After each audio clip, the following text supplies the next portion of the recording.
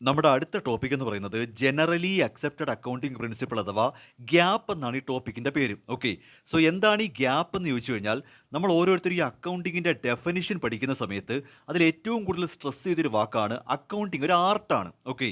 അതിന്റെ പ്രധാനപ്പെട്ട കാര്യം എന്ന് പറഞ്ഞാൽ അക്കൗണ്ടിങ് എന്ന് പറയുന്നത് വ്യക്തമായ rules and guidelines follow ചെയ്യപ്പെട്ടിരിക്കണം. നമുക്ക് ഓരോരുത്തർക്കും നമ്മുടെ ഇഷ്ടത്തിനൊന്നും ചെയ്യാൻ പറ്റില്ല. ഇതെല്ലാം നമുക്ക് കൃത്യമായിട്ട് അറിയാവുന്ന കേസാണ്. അതുകൊണ്ടാണ് അക്കൗണ്ടിങ്ങിനെ ആർട്ട് എന്ന് വിളിക്കുന്നത്. ഓക്കെ. സോ അപ്പോൾ നമുക്ക് ഇഷ്ടത്തിന് ചെയ്യാൻ പറ്റില്ല എന്ന് പറയുമ്പോൾ എല്ലാവരും കോമൺ ആയിട്ട് ഫോളോ ചെയ്യാനായിട്ട് റൂൾസ് ആൻഡ് ഗൈഡ് ലൈൻസ് ഉണ്ടായിരിക്കണം. അപ്പോൾ അതുകൊണ്ട് തന്നെ അക്കൗണ്ടിങ് എന്നൊരു പ്രോസസ്സ് എല്ലാവരും ഒരുപോലെ ചെയ്യാനായിട്ട് അക്കൗണ്ടിങ്ങിനകത്ത് നമ്മൾ പ്രധാനമായിട്ടും ഫോളോ ചെയ്യുന്ന ഈ റൂൾസ് ആൻഡ് ഗൈഡ് ലൈൻസിനെ വിളിക്കുന്ന ഒരു പേരാണ് ഈ ഗ്യാപ്പ് അഥവാ ജനറലി അക്സെപ്റ്റഡ് അക്കൗണ്ടിങ് പ്രിൻസിപ്പിൾസ്. അപ്പോൾ ഈ അക്കൗണ്ടിങ് റിപ്പോർട്ട്സ് പ്രിപ്പയർ ചെയ്യാനായിട്ട് നമ്മൾ പ്രധാനമായിട്ടും എന്തൊക്കെ rules and guidelines follow ചെയ്യണം, അതിൻ്റെ ഒരു കോമൺ നെയിമായിട്ടാണ് ഈ ഗ്യാപ്പ് അഥവാ ജനറലി അക്സെപ്റ്റഡ് അക്കൗണ്ടിങ് പ്രിൻസിപ്പിൾ വരുന്നത്.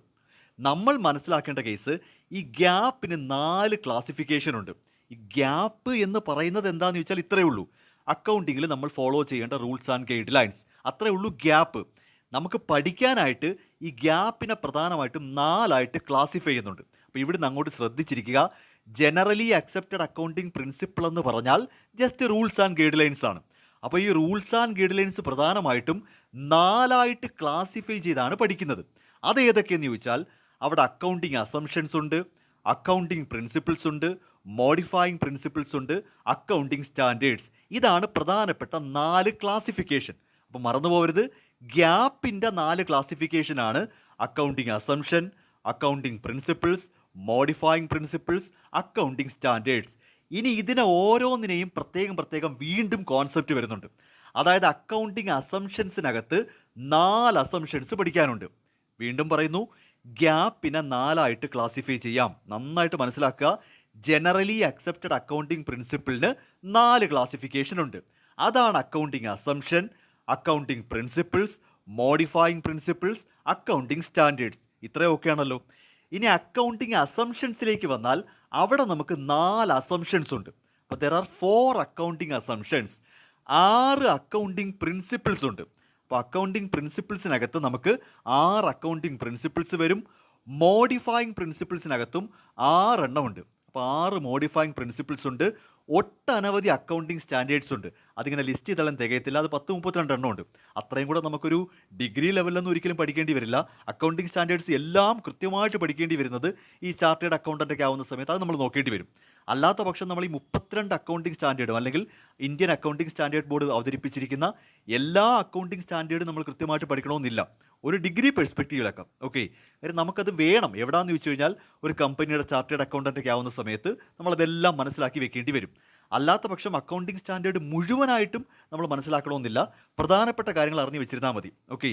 അപ്പോൾ എണ്ണം പറഞ്ഞാൽ ഗ്യാപ്പിനാണ് 4 ക്ലാസിഫിക്കേഷൻ. അത് accounting assumption, accounting principle, modifying principle, accounting standard. Accounting assumptions എത്ര എണ്ണം ഉണ്ട്?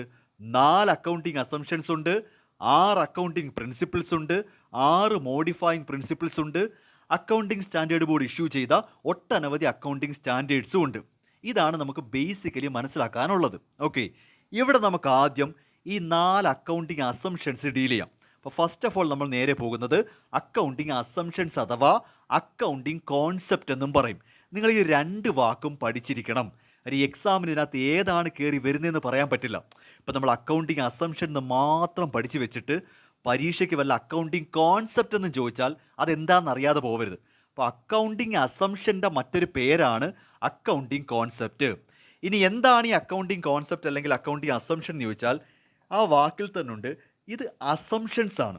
അതായത് ചില കാര്യങ്ങൾ നമ്മൾ ഇങ്ങനെ ഊഹിച്ച് വെക്കുവാണ്, അസ്യൂം ചെയ്ത് വെക്കുവാണ്. ഞാൻ ഇനി പറയാൻ പോകുന്ന 4 കാര്യങ്ങൾ അക്കൗണ്ടിങ്ങിൻ്റെ പ്രധാനപ്പെട്ട അസംഷനാണ്. അതങ്ങനെയാണ് എന്നൊരു വിചാരത്തിലാണ്.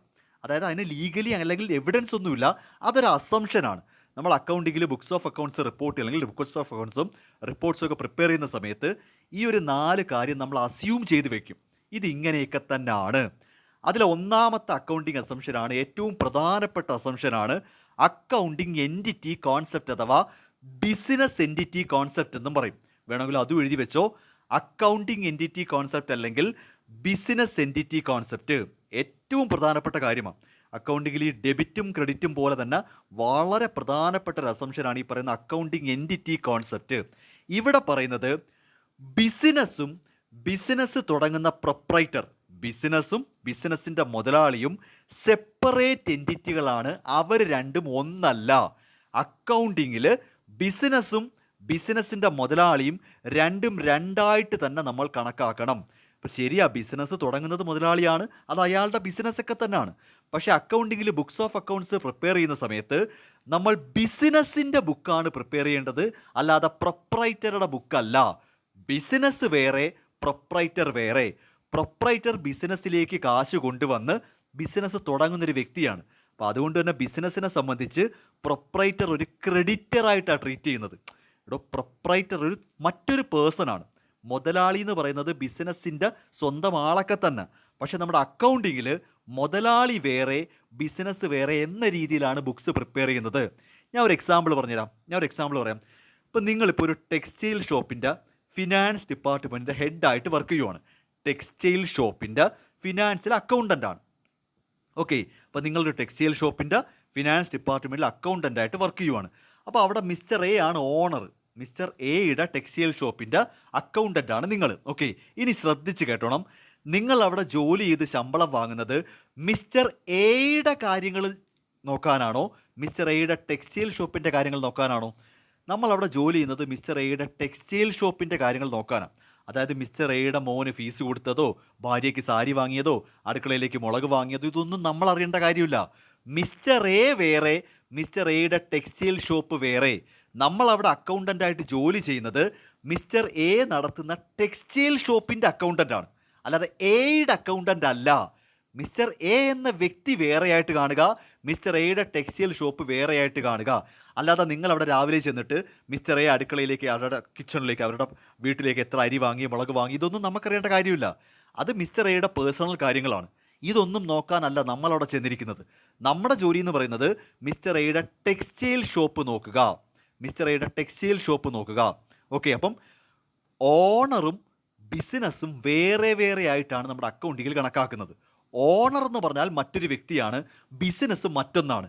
ഇത് രണ്ടും ഒന്നാണെങ്കിൽ, ഓണറും ബിസിനസ്സും ഒന്നാണെങ്കിൽ ഞാൻ അവിടെ അക്കൗണ്ടൻ്റായിട്ട് ജോലി ചെയ്യുമ്പോൾ ഈ ഓണറുടെ വീട്ടിലെ കാര്യങ്ങളൂടെ ഞാൻ എഴുതി വെക്കേണ്ടി വരത്തില്ലേ? എഴുതരുത്. കാര്യം ഓണർ വേറെയാണ്, ബിസിനസ് വേറെയാണ്. അപ്പോൾ ഇതാണ് നമ്മുടെ ഒന്നാമത്തെ ഒരു അസംഷൻ എന്ന് പറയുന്നത്. ഓക്കെ, അപ്പോൾ ബിസിനസ്സിനകത്ത് ഓണർ പൈസ കൊണ്ടുവന്ന് ആ ബിസിനസ് നടത്തുമ്പോൾ ബിസിനസ് ഓണറെ ഒരു ക്രെഡിറ്റർ പോലെയാണ് ട്രീറ്റ് ചെയ്യുന്നത്, മറ്റൊരു വ്യക്തിയാണ്. ബിസിനസ്സും ഓണറും വേറെ വേറെ ആയിട്ട് തന്നെ നിങ്ങൾ കണക്കാക്കണം. ഈ ബിസിനസ് വേറൊരാളാണ്, ഓണർ വേറൊരാളാണ്. ഈ രീതിയിലാണ് നമ്മൾ അക്കൗണ്ടിങ് വർക്കൗട്ട് ചെയ്യുന്നത്. ഓക്കെ, രണ്ടാമത്തെ അസംഷൻ എന്ന് പറഞ്ഞപ്പോൾ ഇത് നിങ്ങൾക്ക് അറിയാവുന്ന തന്നെയാണ്, മണി മെഷർമെൻറ്റ്. പണത്തിൽ മെഷർ ചെയ്യാൻ പറ്റുന്ന കാര്യങ്ങൾ മാത്രമേ നമ്മൾ ബുക്സ് ഓഫ് അക്കൗണ്ട്സിൽ റെക്കോർഡ് ചെയ്യാവൂ. പണം കൊണ്ട് മെഷർ ചെയ്യപ്പെട്ടിരിക്കണം, മോണിറ്ററി എക്സ്പ്രഷൻ ഉണ്ടായിരിക്കണം. പണത്തിൽ മെഷർ ചെയ്യാൻ പറ്റാത്ത പല കാര്യങ്ങളും ബിസിനസ്സിൽ നടക്കും, പക്ഷെ അതൊന്നും ബുക്സ് ഓഫ് അക്കൗണ്ട്സിൽ റെക്കോർഡ് ചെയ്യാൻ പറ്റില്ല. അപ്പോൾ മണി മെഷർമെൻറ്റ് കോൺസെപ്റ്റ്, പണത്തിൽ മെഷർ ചെയ്യാൻ പറ്റുന്ന കാര്യങ്ങൾ മാത്രമേ ബുക്സ് ഓഫ് അക്കൗണ്ട്സിൽ റെക്കോർഡ് ചെയ്യാവൂ. മൂന്നാമത്തെ അസംഷൻ എന്ന് പറയുന്നത് ഗോയിങ് കോൺസേൺ കോൺസെപ്റ്റ്. ബിസിനസ് ഒരിക്കലും അവസാനിക്കത്തില്ല എന്നാണ് നമ്മുടെ അസംഷൻ. ഇപ്പോൾ ഒരാൾ ബിസിനസ് സ്റ്റാർട്ട് ചെയ്യുന്നു, ഇന്നാണ് ഉദ്ഘാടനം എന്ന് വിചാരിക്കുക. ബിസിനസ് സ്റ്റാർട്ട് ചെയ്തു, ഇന്നാണ് ഇനാഗുറേഷൻ. നിങ്ങൾ ആ ദിവസം ചെന്നിട്ട് ചോദിക്കുവാണ്, ഈ ബിസിനസ് എന്നാ പൂട്ടുന്നത്? അയാൾക്ക് ദേഷ്യം വരത്തില്ലേ? കാര്യം ലോകത്തെല്ലാവരും ബിസിനസ് തുടങ്ങുന്നത് ഇൻഫിനിറ്റ് പീരീഡിലേക്കാണ്, ഒരു ഇൻഡെഫിനിറ്റ് പീരീഡിലേക്കാണ്. ബിസിനസ്സിന് ഗോയിങ് കൺസേൺ ആണ്. ബിസിനസ്സിനൊരു അവസാനം എന്നൊരു ഡേറ്റ് തുടക്കത്തില്ല. മേ ബി ബിസിനസ്സുകൾ പൂട്ടിപ്പോകാറുണ്ട്, പക്ഷെ നമ്മളൊരു ബിസിനസ് നടന്നുകൊണ്ടിരിക്കുമ്പോൾ നമ്മൾ ഒരിക്കലും ചിന്തിക്കത്തില്ല ഈ ബിസിനസ് പൂട്ടുന്നതിനെ പറ്റി. ബിസിനസ് ഗോയിങ് കൺസേൺ കോൺസെപ്റ്റാണ്. ബിസിനസ് എന്ന് പറയുന്നത് കണ്ടിന്യൂയിങ് ഫോർ ലോങ് ആണ്. മനസ്സിലാവുന്നുണ്ട്? അപ്പോൾ ബിസിനസ്സിന് അവസാനമില്ല എന്നതാണ് ഒരു അസംഷൻ. ഓക്കെ, അങ്ങനെ ബിസിനസ്സിന് അവസാനമില്ലാതെ പോയിക്കൊണ്ടിരുന്ന നമ്മൾ ഈ പ്രോഫിറ്റും ലോസും കാണാനായിട്ടൊരു പീരീഡ് സെറ്റ് ചെയ്യണ്ടേ? ഇപ്പം ലാഭവും നഷ്ടമൊക്കെ ഒരു പീരീഡിലേക്കല്ലേടോ പറയേണ്ടത്. ബിസിനസ് തുടങ്ങിയിട്ട് അവസാനമില്ലാതെ വന്നാൽ, ബിസിനസ്സിന് അവസാനമേ ഇല്ലാതെ വന്നാൽ നമ്മൾ എപ്പോഴാണ് റിസൾട്ട് എടുക്കേണ്ടത്? അതുകൊണ്ട് തന്നെ ഒരു 1 ഇയർ പീരീഡ്, അതാണ് ഈ 52 ആഴ്ച അല്ലെങ്കിൽ 365 ദിവസം, ഒരു 1 ഇയർ പീരീഡ് നമ്മൾ തന്നെ ഒരു അക്കൗണ്ടിങ് പീരീഡായിട്ട് സെറ്റ് ചെയ്തിട്ടുണ്ട്. അതും ഒരു അസംഷനാണ്. അതായത് ബിസിനസ് ഓരോ വർഷവും ബുക്സ് ഓഫ് അക്കൗണ്ട്സ് ക്ലോസ് ചെയ്ത് ലാഭമാണോ നഷ്ടമാണോ എന്ന് കണക്കാക്കപ്പെടും. അത് എന്തുകൊണ്ടെന്ന് ചോദിച്ചാൽ ഈ ബിസിനസ്സിന് അവസാനമില്ല. അപ്പോൾ അതുകൊണ്ട് ബിസിനസ് അവസാനിക്കുന്നത് വരെ കാത്തിരിക്കാൻ പറ്റില്ല. അതുകൊണ്ട് തന്നെ നമ്മുടെ ഒരു അസംഷൻ എന്ന് പറയുന്നത് ഇതാ, ഒരു വർഷം കണക്കാക്കി, ഒരു പീരീഡ് ഓഫ് ഇൻ്റർവെല്ല് ഒരു വർഷം കണക്കാക്കി നമ്മളൊരു അക്കൗണ്ടിങ് പീരീഡ് സെറ്റ് ചെയ്യും. ഇത് എന്തുകൊണ്ടെന്ന് ചോദിച്ചാൽ ഈ ഗോയിങ് കൺസേൺ കോൺസെപ്റ്റ് ഉള്ളത് കൊണ്ടാണ് ഇവിടെ ഒരു അക്കൗണ്ടിങ് പീരീഡ് വേണ്ടി വരുന്നത്. ഇപ്പം ബിസിനസ് തുടങ്ങിയിട്ട് എന്ന് തീരുമെന്ന് നമുക്ക് അറിയത്തില്ല, ഇൻഫിനിറ്റ് ആണ്. അപ്പോൾ പിന്നെ എങ്ങനെയാണ് റിസൾട്ട് എടുക്കാൻ പറ്റുന്നത്? സോ നമ്മൾ തന്നെ ഒരു 1 ഇയർ വെച്ചങ്ങ് ബ്രേക്ക് ചെയ്യും. ഒരു 1 ഇയർ വെച്ച് ബ്രേക്ക് ചെയ്തിട്ട് അതിന് അക്കൗണ്ടിങ് പീരീഡ് ആയിട്ട് അങ്ങ് കണക്കാക്കപ്പെടും. അതും ഒരു അസംഷനാണ്. ഇങ്ങനെ പ്രധാനമായിട്ടും 4 അസംഷൻസ് ഉണ്ട്. അപ്പോൾ ഫസ്റ്റ് വൺ എന്ന് പറയുന്നത് വളരെ പ്രധാനപ്പെട്ടതാണ്. ബിസിനസ്സും ബിസിനസ്സിൻ്റെ പ്രൊപ്പറേറ്ററും വേറെയാണ്. നമ്മൾ ബുക്സ് ഓഫ് അക്കൗണ്ട്സ് പ്രിപ്പയർ ചെയ്യുന്നത് ബിസിനസ്സിൻ്റെ ബുക്സ് ഓഫ് അക്കൗണ്ട്സ് ആണ് നമ്മൾ പ്രിപ്പയർ ചെയ്യുന്നത്, അല്ലാതെ മുതലാളിയുടെ ബുക്സ് ഓഫ് അക്കൗണ്ട്സ് അല്ല. അങ്ങനെയാണെങ്കിൽ മുതലാളിയുടെ വീട്ടിലെ കാര്യങ്ങൾ എഴുതി വെക്കണ്ടേ? സോ നമ്മൾ അക്കൗണ്ടൻ്റായിട്ട് ജോലി വാങ്ങുന്നത് ബിസിനസ്സിൻ്റെ അക്കൗണ്ടൻ്റ് ആണ്. അവിടെ മുതലാളി എന്ന് പറയുന്നത് മറ്റൊരു വ്യക്തിയാണ്. അല്ല, ബിസിനസ്സും മുതലാളിയും ഒന്നാണെന്ന് നിങ്ങൾ പറഞ്ഞാൽ നിങ്ങൾ അക്കൗണ്ടൻ്റായിട്ട് ചെന്നിട്ട് മുതലാളിയുടെ പേഴ്സണൽ കാര്യങ്ങൾ എഴുതി വെക്കേണ്ടി വരത്തില്ലേ? അവരൊന്നാണെന്ന് വിചാരിച്ച് അങ്ങോട്ട് പ്രശ്നം വരത്തില്ലേ? അവരൊന്നല്ല. ബിസിനസ് നടത്തുന്ന ആളും ഒന്നല്ല. രണ്ടും രണ്ടായിട്ട് തന്നെ നമ്മൾ കണക്കാക്കണം. സോ നമ്മൾ പ്രിപ്പയർ ചെയ്യുന്നത് ബിസിനസ്സിൻ്റെ ബുക്സ് ഓഫ് അക്കൗണ്ട്സ് ആണ്. രണ്ടാമത്തെ അസംഷൻ എന്താണ്? പണത്തിൽ മെഷർ ചെയ്യാൻ പറ്റുന്ന കാര്യങ്ങൾ മാത്രമേ നമ്മൾ ബുക്സ് ഓഫ് അക്കൗണ്ട്സ് റെക്കോർഡ് ചെയ്യാവൂ.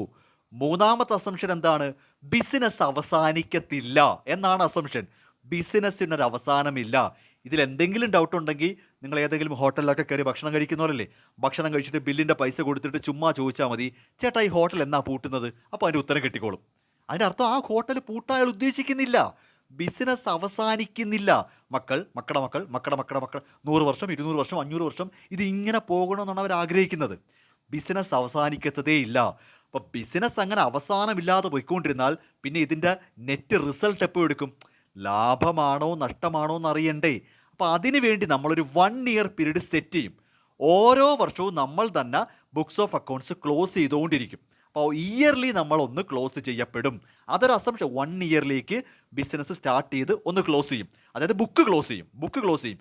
വീണ്ടും അടുത്ത ഓപ്പൺ ആക്കും, ക്ലോസ് ചെയ്യും. അപ്പോൾ 1 ഇയറിലേക്കാണ് നമ്മൾ എപ്പോഴും ബുക്സ് ഓഫ് അക്കൗണ്ട്സ് ഓപ്പൺ ചെയ്ത് ക്ലോസ് ചെയ്യുന്നത്. ഓക്കെ, അതും ഒരു അസംഷൻ ആണോ? അപ്പോൾ ഈ 1 ഇയറിലേക്ക് തന്നെ ബുക്ക് ക്ലോസ് ചെയ്യണമെന്ന് ആര് പറഞ്ഞു? ആരും പറഞ്ഞതല്ല. ആ ഒരു അസംഷൻ്റെ ബേസിലാണ് നമ്മൾ അക്കൗണ്ടിങ് എപ്പോഴും പ്രിപ്പയർ ചെയ്യുന്നത്. അപ്പോൾ ഇതാണ് പ്രധാനപ്പെട്ട 4 അസംഷൻസ്. ഓക്കെ, അപ്പോൾ ഇതാണ് ജനറലി അക്സെപ്റ്റഡ് അക്കൗണ്ടിങ്ങിൽ ദെൻ അക്കൗണ്ടിങ് അസംഷൻസ്. ഇത് 4 അക്കൗണ്ടിങ് അസംഷൻസ്. ഏറ്റവും പ്രധാനപ്പെട്ട 4 അസംഷനാണ്. എക്സാമിനൊക്കെ വരാറുണ്ട്. ഇത് ഒരുമിച്ച് എസ്സേ ആയിട്ടും വരാം, ഇത് വേണമെങ്കിൽ ഷോർട്ട് ആൻസർ ആയിട്ടൊക്കെ വരാം. ഓക്കെ.